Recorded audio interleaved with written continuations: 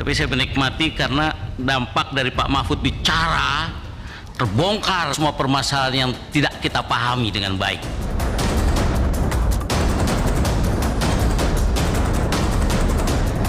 Dan saya akan menjelaskan ke DPR juga dengan sejelas-jelasnya tanpa ada yang ditutup-tutupi.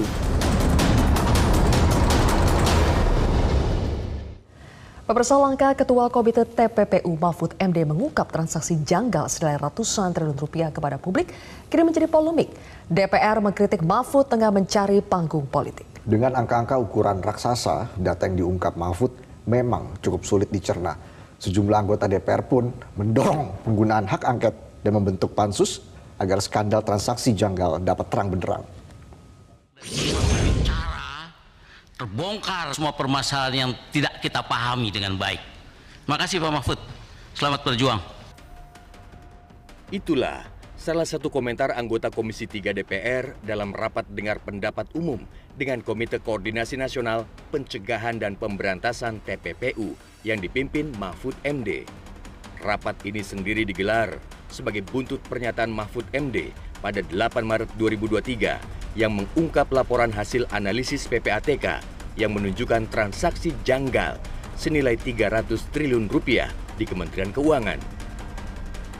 Data tersebut merupakan akumulasi sejak 2009 hingga 2023. Ada 160 laporan yang melibatkan 460 orang lebih di Kementerian Keuangan. Data menunjukkan pergerakan uang mayoritas ada di lingkungan Dirjen Pajak dan Bea Cukai. Pengungkapan Mahfud MD sesungguhnya memecah kebuntuan hukum pengusutan harta tak wajar pejabat negara, seperti dalam kasus mantan pejabat Kementerian Keuangan Rafael Alun Trisambodo. Pasalnya, pimpinan KPK Alexander Marwata sempat menyatakan KPK kesulitan menjerat Alun. Sebagai lembaga anti rasuah, KPK harus memastikan tindak pidana asalnya adalah korupsi. KPK memang diberi kewenangan untuk melakukan penuntutan tindak pidana pencucian uang, tapi dengan syarat pidana asalnya berasal dari korupsi. Kan begitu. Kalau kita tiba-tiba langsung melakukan TPPU, ya, kemudian kita nggak tahu uang yang dicuci itu dari kejahatan apa, ya sulit juga kita. Mungkin karena data yang diungkap Mahfud terlalu spektakuler, isu ini lalu bergeser. Alih-alih segera bergulir secara due process of law, persoalan ini justru masuk ke ranah politik. Sejumlah wakil rakyat mempersoalkan langkah Mahfud mengungkap isu transaksi janggal ini kepada publik. Saya baca dari awal sampai selesai. Tidak ada satu pasal pun ataupun penjelasannya yang dengan tegas menyebutkan Kepala PPATK, Kepala Komite, apalagi Menko Polhukam boleh membuka data-data seperti itu kepada publik sesuka-sukanya, selain punya motivasi politik.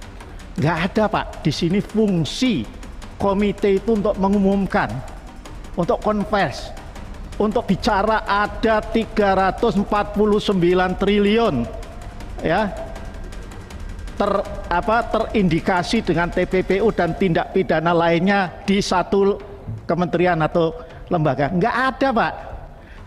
Setiap orang itu termasuk juga menteri, termasuk juga Menko, Pak. Ya. Yang memperoleh dokumen atau keterangan dalam rangka pelaksanaan tugasnya menurut undang-undang ini wajib merahasiakan dokumen atau keterangan tersebut.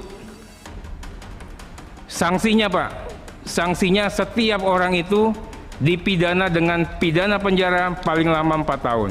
Ini undang-undangnya sama, Pak. Pengamat politik Khairul Umam menilai sejumlah anggota DPR bersikap agresif karena Mahfud berpotensi mengusik zona nyaman elit politik. Sebenarnya ada sejumlah pihak yang kemudian berpotensi memiliki kaitan kuat dengan isu-isu ini. Salah satunya adalah politically exposed person, jadi para elit-elit kekuatan politik. Yang kemudian kedua terkait dengan beneficial ownership atau pemilik korporasi-korporasi besar yang justru memiliki hubungan yang cukup kuat dengan kekuasaan. Komisi 11 DPR tidak mau kalah. Kementerian Keuangan Sri Mulyani dipanggil untuk menjelaskan duduk perkara isu transaksi janggal yang tengah viral. Kepada DPR, Menkyu menyatakan bahwa mayoritas transaksi tidak terkait Kementerian Keuangan.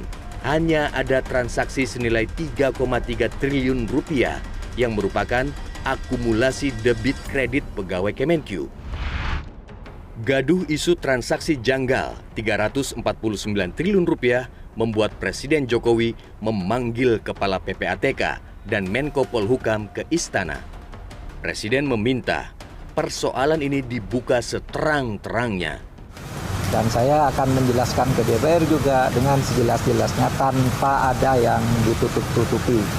Karena Presiden kita ini menghendaki keterbukaan. Mendapat arahan jelas dari Presiden, Ketua Komite TPPU, Mahfud MD pun menyatakan siap untuk datang dan memberi keterangan kepada DPR. Kamis petang, Komisi 3 DPR dan Ketua Komite TPPU, Mahfud MD, akhirnya duduk bersama. Mahfud menjelaskan transaksi janggal 349 triliun melibatkan ASN Kemenkyu. Dalam rapat ini Mahfud juga menepis perbedaan data antara dirinya dan Menkyu. Menurut Mahfud, yang terjadi adalah perbedaan cara membaca data. Transaksi keuangan yang 349 triliun itu dibagi ke dalam 3 kelompok. Satu, transaksi keuangan mencurigakan di pegawai Kementerian Keuangan. Kemarin Ibu Sri Mulyani di Komisi 11 menyebut hanya 3 triliun.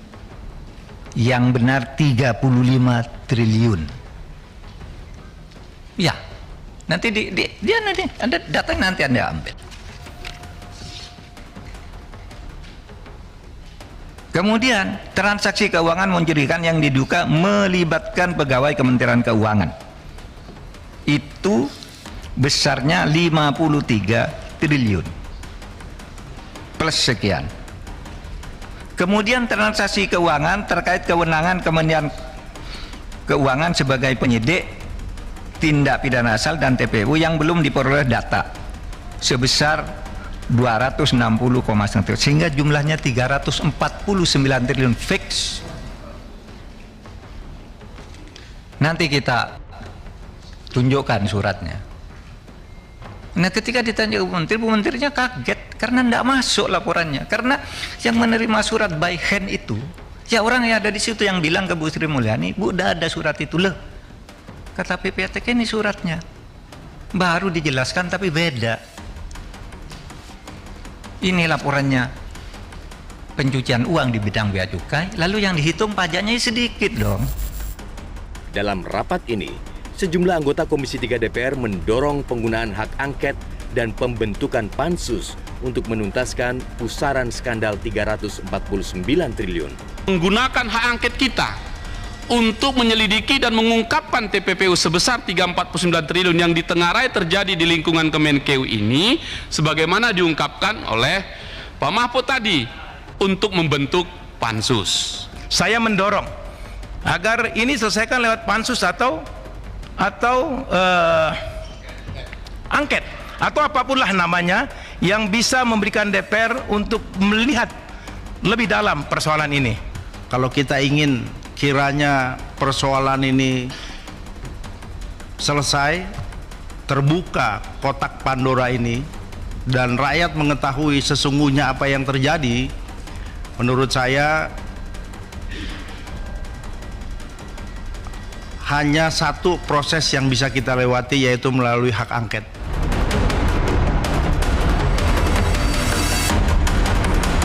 Pertanyaannya, mampukah proses politik di DPR membuat skandal transaksi janggal menjadi terang benderang? Pansus skandal dana talangan Bank Senturi misalnya, sejak awal dikritik sebagai panggung politik anggota DPR semata. Pansus ini pun tidak mampu menjawab beberapa pertanyaan penting terkait proses pengucuran uang negara.